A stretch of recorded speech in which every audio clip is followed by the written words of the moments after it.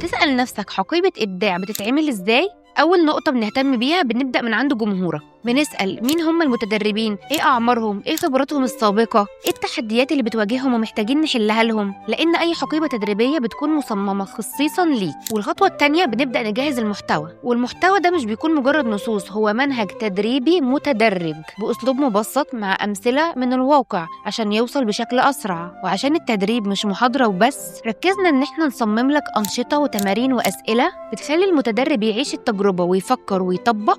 وبعد ما بننتهي من المحتوى بنحاول نظبطه ونديله شكل احترافي، عروض تقديمية مصممة بعناية، كتيبات واضحة، وألوان وهوية بتعكس شخصية المدرب. وباختصار دي كواليس الحقيبة التدريبية في إبداع، من دراسة الجمهور لحد الإخراج النهائي. تقدر تدخل أي قاعة تدريب وانت واثق إن عندك حقيبة تدريبية هتقدر تبيع وتنجح. لو محتاج حقيبة تدريبية ترفع مستواك كمدرب، مكانك هنا في إبداع.